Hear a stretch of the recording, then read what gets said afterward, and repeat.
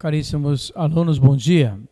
Vamos hoje tratar do profeta Ezequiel e, em outro vídeo, o profeta Daniel. E assim concluiremos com os profetas maiores. Depois tem os 12 profetas menores que não vamos tratar, senão enviarei textos sobre eles. Mas hoje vamos tratar especificamente do profeta Ezequiel. No capítulo 33, versículo 31 e 32 do profeta Ezequiel, nós encontramos essa descrição. Depois eles acorrem a multidão até ti, sentam-se diante de ti, ouvem o que dizes, mas não o põem em prática. Eles só fazem o que lhes agrada e só procuram o próprio proveito. Tu és para eles como um cantor romântico, dotado de bela voz, que toca bem o seu instrumento. Escutam o que dizes, porém não o põem em prática. Entretanto, quando tudo isso se realizar, e eis que está em vésperas de acontecer, saberão que houve um profeta no meio deles. Ezequiel é chamado o profeta sacerdote, conhecedor da lei, do culto de Jerusalém, do templo, é o profeta por excelência, aquele que exalta a profecia como uma vocação e uma profissão, que é respeitado e temido. Aquele que nasceu para ser profeta e assume esta profecia na própria vida, com muitas ações simbólicas, de comparação, de palavras, de discurso, mas trazendo não somente notícia de desgraça e destruição, mas sobretudo consolo e esperança.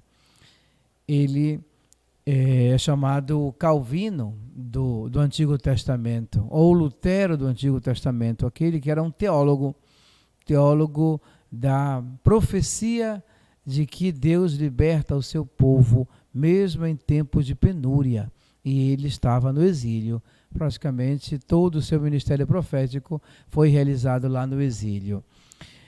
A época em que viveu o profeta Ezequiel foi quando ocorreu o exílio para a Babilônia. Em 597 aconteceu o primeiro cerco de Jerusalém e Nabucodonosor exilou uma elite, um grupo, sobretudo de dirigentes, sacerdotes, famílias, aristocratas de Jerusalém, e deixou um resto lá na Palestina.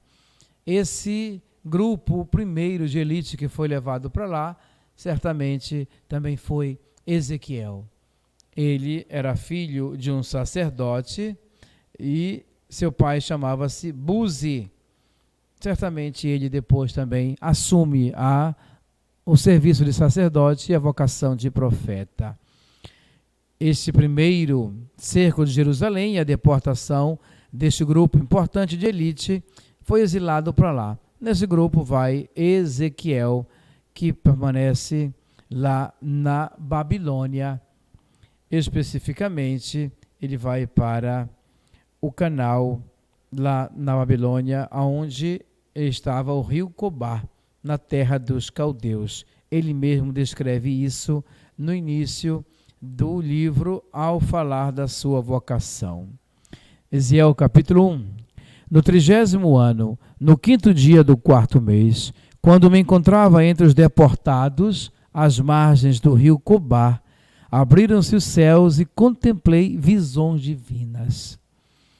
Esse livro, muito tempo, ele foi não reconhecido até pelos judeus por causa das visões, né? Visões apocalípticas, porque falam de um futuro por causa de um presente, e é um visionário. Muitos tinham Ezequiel como um louco, um cantor de amores, um romântico, e ele era citado assim, de bela voz, e que tocava o violão, de um bom dedilhado, assim descreviam ele, e que muitos escutavam, mas não davam importância à sua profecia, isto é, não colocavam em prática o que ele anunciava. Mas depois eles viram que a profecia dele se realizava, por isso era um profeta respeitado. Mesmo se durante o seu anúncio não lhe davam reta, depois foram ver que ele tinha razão. Portanto, ele também coloca sempre um cabeçalho histórico em suas descrições. No 5º dia do mês, era o 5º ano do cativeiro do rei Joaquim, foi a palavra do Senhor dirigida ao sacerdote Ezequiel, filho de Buzi, na Caldeia, às margens do rio Cobar. Por 2 vezes descreve o lugar, e a pessoa, e a visão.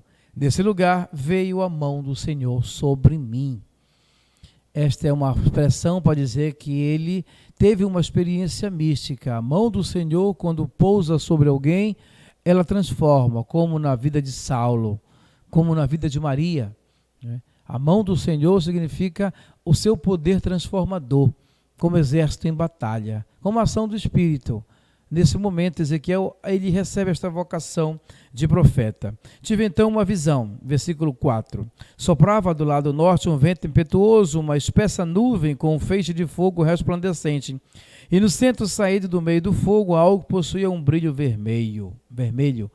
Descrição apocalíptica: nuvem, fogo, luz, visão. Não tem como descrever a experiência mística senão por uma linguagem simbólica, metafórica, em que fala de luz, de fogo, de nuvem, de claridade e de força que te vence. Distinguia-se no centro a imagem de 4 seres que aparentavam possuir forma humana. E aqui descreve os 4 seres que são chamados os evangelhos de hoje. Cada um tinha 4 faces e 4 asas. Suas pernas eram direitas e as plantas de seus pés se assemelhavam às do trono e cintilavam como bronze polido. De seus 4 lados, mãos humanas saíam por debaixo de suas asas. Todos os 4 possuíam rostos e asas. Suas asas tocavam uma na outra. Quando se locomoviam, não se voltavam. Cada um andava para a frente. Quanto ao aspecto de seus rostos, tinham todos eles figura humana. Todos os 4 uma face de leão pela direita, todos os 4 uma face de touro pela esquerda, e todos os 4 uma face de águia. Eis que havia no tocante às suas faces, suas asas estendiam-se para o alto, cada qual tinha 2 asas, tocavam as dos outros, e 2 que lhe cobriam o corpo. Cada qual caminhava para a frente, iam para o lado aonde os impelia o Espírito, não se voltavam quando iam andando.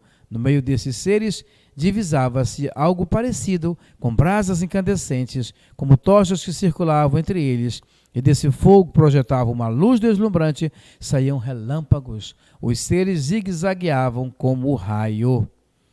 Portanto, aqui estão as 4 figuras, não é? A figura humana, touro, o leão e a águia, que são símbolos do Evangelho, não é? Mateus, essa figura de homem-anjo, Marcos, o leão, touro, Lucas, e João, a águia. Esses símbolos que representam a descrição do mesmo ser, que é Jesus Cristo. 4 facetas e narrações biográficas da pessoa, do Cordeiro, como vai dizer aqui, que aparece lá. Então, todo esse capítulo 1, 2 e 3 está a vocação de Ezequiel, que vocês lendo com calma vão ver que tem um gênero apocalíptico simbólico. Portanto, lá na Babilônia, à beira, às margens do rio Cobar, na Caldeia, ele recebeu a vocação profética em pleno exílio na Babilônia. A pessoa do profeta Ezequiel, que dá muitas descrições dele, mas nada de concreto, tá? Recebeu sua vocação e exerceu seu ministério profético entre os exilados. A vocação acontece quando se encontrava entre os exilados, junto ao rio Cobar. Após a visão do templo profanado, o Espírito o conduz de volta ao exílio da Babilônia. No capítulo 11, versículo 24, ele é levado para fora, até Jerusalém, numa visão, e depois retorna para a Babilônia. E aí fala aos exilados daquilo que ele viu e do que espera. Do capítulo 24, sabemos da mulher do profeta, que ele chama delícia de seus olhos, que depois vem a falecer. A morte dela ganha um relevo também de leitura escatológica simbólica na vida do profeta Ezequiel. Ele vê aquilo, a sua morte, como um prenúncio da destruição de Jerusalém. Alguns criticam, discutem que Ezequiel teria exercido parte do seu ministério profético em Jerusalém, depois da volta do exílio em 597. Porém, isso não tem comprovação. Mas que ele inicia uma segunda etapa de sua pregação, isso sim é possível descobrir. Não há dados de que ele tenha retornado a Jerusalém. Não é de se estranhar que ele conhecesse bem a situação religiosa e política da cidade de Jerusalém, como descreve no seu livro, porque havia sempre contato dos exilados com Jerusalém, enviados missionários. Ele conhecia muito bem a realidade de Jerusalém, mesmo estando em terra estrangeira. Ezequiel, exilado junto com o rei Jeconias, em 597, ele foi chamado por Deus no exílio, ficou no meio dos exilados, aí desenvolveu a sua atividade profética. Não temos, porém, nenhuma segurança de que ele tenha voltado para Jerusalém. Isto é certo. A divisão dos capítulos, podemos fazer o seguinte. Temos 4 blocos em todo o livro, que são 48 capítulos. O capítulo de 1 a 3 é a vocação do profeta, a visão que ele tem, o livro que ele come, sentiu amargor, né, doce na boca, depois amargo no estômago, é tudo uma ação simbólica. Capítulos 1 a 3 é um bloco da profecia, da vocação de profeta. O segundo bloco do livro, dos capítulos 4 ao 24, são oráculos de condenação contra Judá, Jerusalém. Capítulos 25 a 32 são oráculos contra as nações estrangeiras, que também elas receberão uma sentença, não é? Por adoração dos ídolos, em comparação ao único e verdadeiro Deus, que é Javé. Capítulos 33 a 48 são oráculos de salvação. Ele não somente fala de oráculos de condenação, não é? E esse é um profeta que, de ênfase teológica, ele não culpa os pais, os filhos pelo pecado dos pais, mas responsabiliza cada um pela própria salvação. Veremos isso em seguida.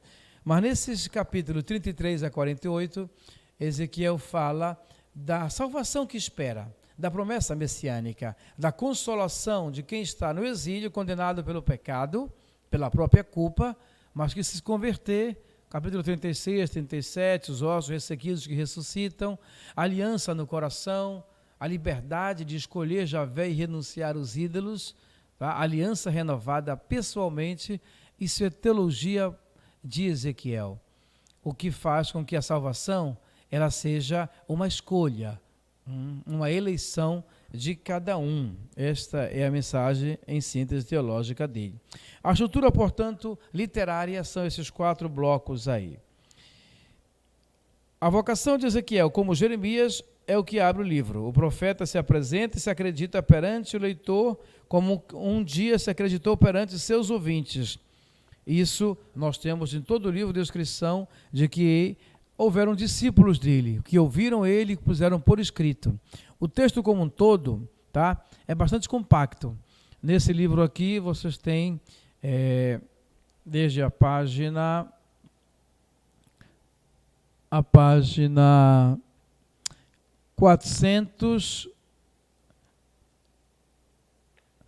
444, a narração do profeta Jeremias.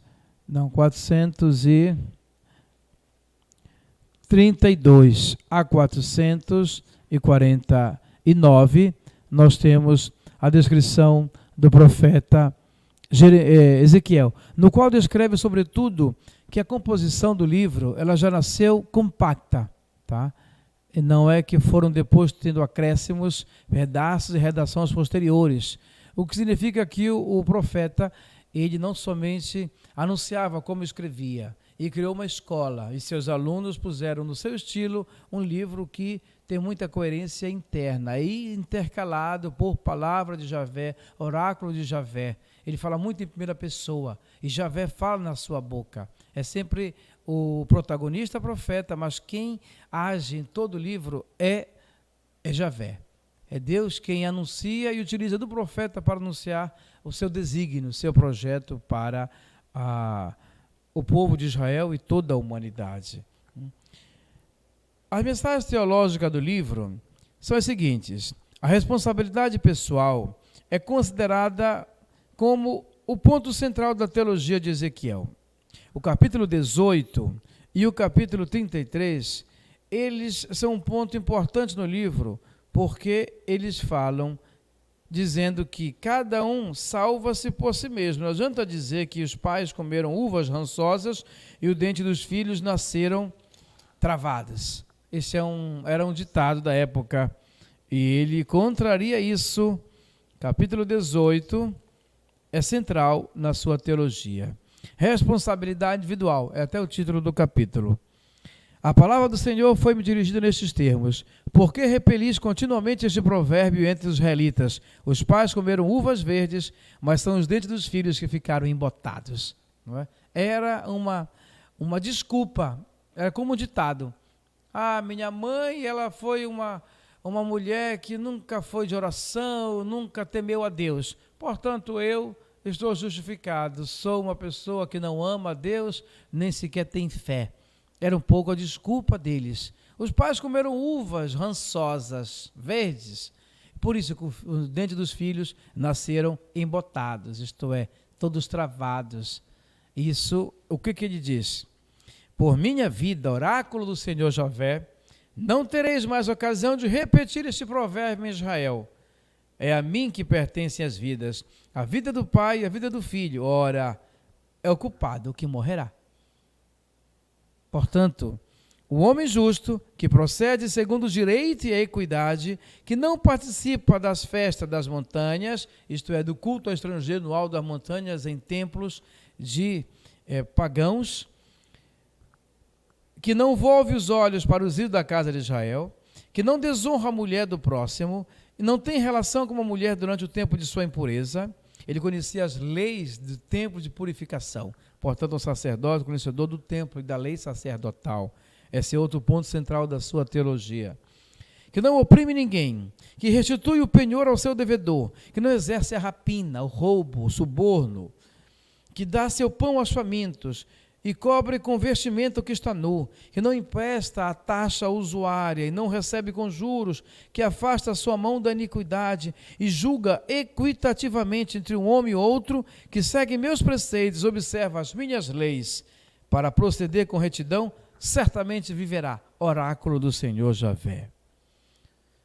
Compreenderam que ele não responsabiliza ninguém, senão a pessoa mesma, pela própria salvação ou perdição. Isso, se você ler o capítulo 18 e o capítulo 33, eles são centrais nesta compreensão dessa teologia de Ezequiel, que é um profeta fabuloso para falarmos da conversão e da responsabilidade hoje, de que nós somos responsáveis pela nossa própria salvação. Se vivemos preceitos, tememos a Deus. Outra ênfase teológica é a experiência de um Deus que transcende o aspecto geográfico. Isto é muito forte no livro, isto é, Deus ele não depende de um lugar, não é que ele se revela só na igreja. Tanto é que ele teve experiência espiritual em terra estrangeira, na Babilônia. Foi lá que ele recebeu a vocação de profeta. Deus chama de lugares diferentes, de religiões diferentes para a sua missão. E isso demonstra que Deus é livre no chamar e no seu agir. Ele acompanha seu povo onde estiver e realiza a sua promessa, independentemente do rei, do imperador, da opressão, do tempo que você vive. Ele te liberta. Isso vai dizer São Paulo.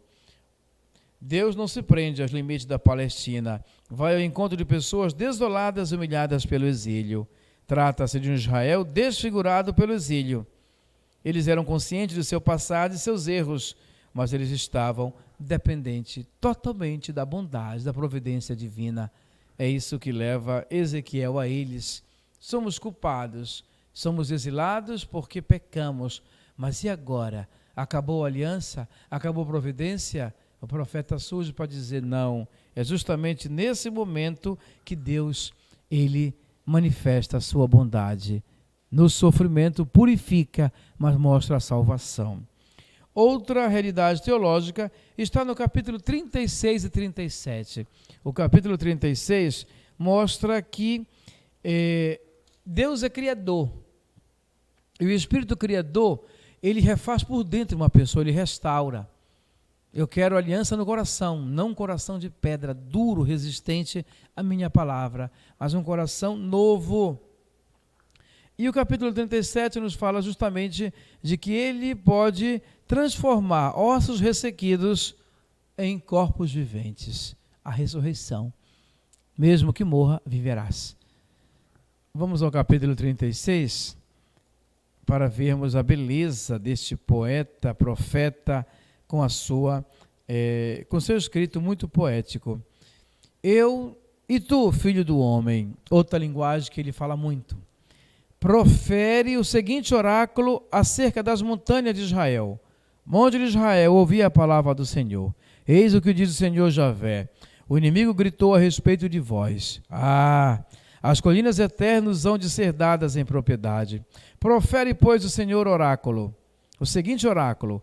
Eis que o Senhor diz, Javé, já que de todos os lados tendes sido devastados e tendes vos tornado propriedade de outras nações, pois tendes sido objeto de maledicências e de calúnia dos povos, pois bem, monte de Israel, escutai o que diz o Senhor Javé às montanhas pela terceira vez. Pois bem, eis o que diz o Senhor Javé, versículo 5. Juro que é no ardor do meu zelo que vou falar contra os demais povos e contra Edom, todo que com uma alegria cheia de desprezo se estão atribuindo a posse de minha terra para saqueá-la. Por isso pronuncia o oráculo sobre a terra de Israel, sexta vez. No furor do meu zelo que falo. Por isso, eis o que diz o Senhor Javé, eu juro. E assim vai. Multiplicareis vosso solo, os homens de toda a terra de Israel. Cidades serão repovoadas e as ruínas reconstruídas. Multiplicarei sobre vosso solo homens e animais, que serão numerosos e fecundos. Eu vos repovoarei como outrora, e vos tornarei mais próximo do que nunca. Vós reconhecereis assim que eu sou o Senhor. É meu povo de Israel. Esses homens que farei nascer sobre o vosso solo, serás a sua posse e herança, e não os privarás mais dos seus filhos. Eis o que diz o Senhor Javé. Já perdi a conta. Oráculo do Senhor Javé. Seguimos nesse capítulo 36, em que ele vai falar que agora eu quero um coração de carne, não mais de pedra. Versículo 25. Derramarei sobre vós águas puras, que vos purificarão de todas as vossas imundícias e de todas as vossas abominações. Eu vos darei um coração novo, e em vós porei um espírito novo. Tirarei de vosso peito o coração de pedra, e vos darei um coração de carne.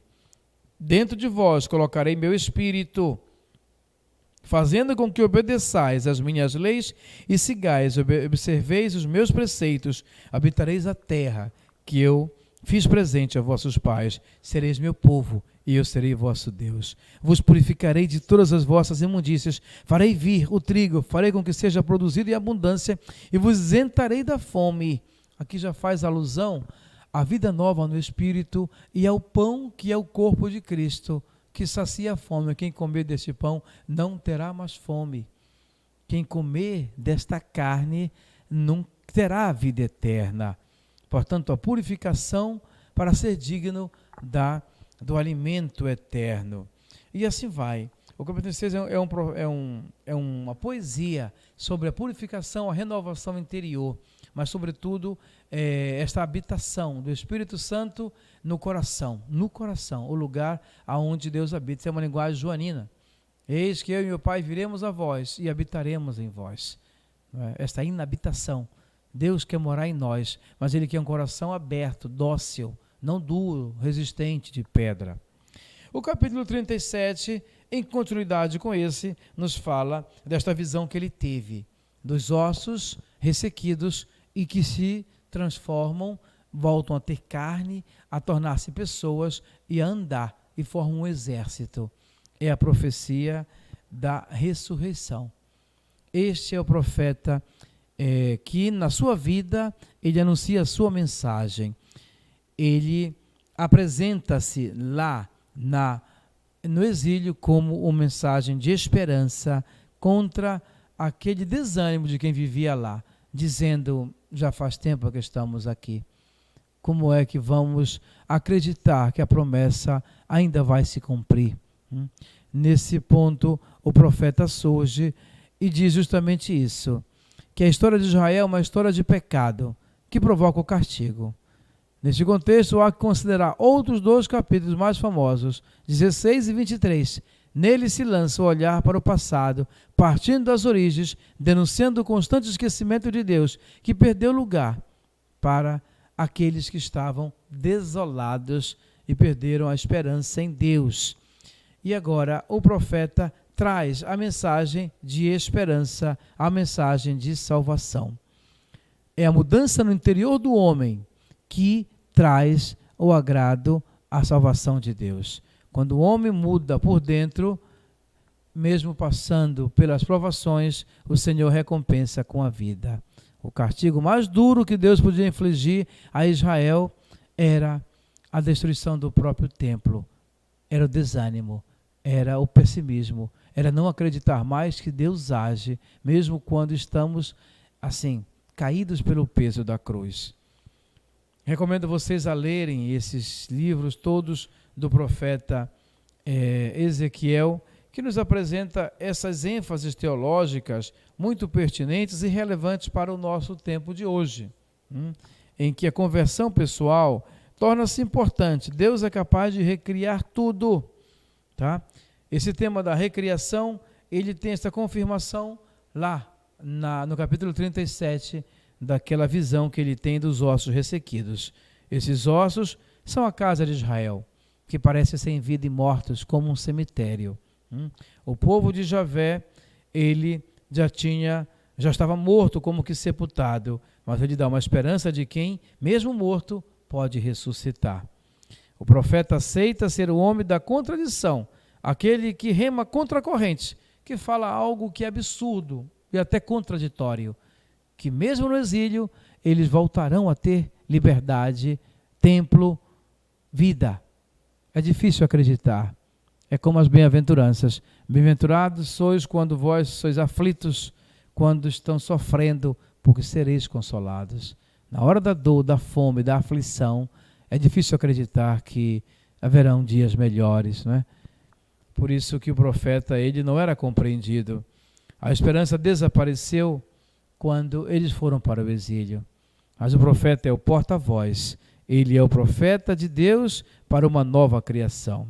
O novo projetado por Ezequiel não passa ao lado da destruição, não a contorna, passa por dentro dela, pressupõe sua efetivação e está por dirigido àqueles que experimentaram o desastre, visa a gente abatida e desesperada. Questionamentos angustiosos, sensação de desfalecimento e extermínio são a plateia para a qual Ezequiel apresenta suas promessas do novo. O texto do oráculo pode ser dividido em 3 partes. No capítulo 37, do versículo 1 a 3, 4 a 10, 11 a 14. Neste capítulo, ele demonstra que, mesmo desolados, a mão do Senhor está presente. A mão do Senhor desceu sobre mim, ele me arrebatou em espírito e me colocou no meio de uma planície que estava coberta de ossos. Ele fez-me circular em todo sentido no meio desses ossos numerosos que jaziam na superfície. Vi que estavam inteiramente secos. É como olhar para o exílio, todos lá, exilados, escravizados, sem esperança, com pessoas enfermas na alma, como alguém que está na prisão, no cárcere, ou enfermo no hospital. Disse-me o Senhor: Filho do homem, poderiam esses ossos retornar à vida? E eu respondi: Senhor Javé, só vós o sabeis. Aqui está a confiança em Deus. Será que esta doença, esta enfermidade, esta morte, este período que vivemos de dor vai passar? E podemos modificar esta realidade? Nós? Ele nos pergunta isso. Só ele sabe. Mas ele conta com a nossa resposta. Diz-lhes então, disse-me ele, profere um oráculo sobre esses ossos, os ossos ressecados, lhes dirás, escutai a palavra do Senhor. Eis que vos declara o Senhor, vou fazer reentrar em vós o sopro da vida, para vos fazer reviver. Porém, em vós, músculos, farei vir carne sobre vós. Vos cobrirei de pele, depois farei entrar em vós o sopro da vida, a fim de que revivais. E sabereis assim que eu sou o Senhor. profetizei, pois, assim como tinha recebido. E assim começa. Ele ouve um barulho ensurdecedor, e isso vai, de repente ele vê que os ossos começam a adquirir carne, músculos, fibras, sangue, e vai se transformando em carne. E ele profetiza isso. Agora, o que vês, eu vou fazer com vocês. Vou encher vocês de esperança, de vida, e vou transportar, vou restaurar a vossa vida. Vós sereis o meu povo, eu serei o vosso Deus novamente. Essa é a esperança consoladora, que para nós é uma certeza. Está presente no livro de Ezequiel. Leiam com atenção o texto, recomendo que vocês leiam. Já mandei em PDF, isso aqui também tem a figura de Ezequiel, no capítulo 14, página 298 seguintes, temos o texto de Ezequiel que pode ser lido também. Esse livro aqui, que você já conhece, um manual, pode ser aprofundado também. E esse que vocês não têm, mas tem na biblioteca, que é a introdução ao Antigo Testamento do Rosário Sicre, as tradições históricas de Israel. Também tem aqui um capítulo no final sobre as 5 alusões escatológicas de Ezequiel. Ok? Muito obrigado e até a próxima.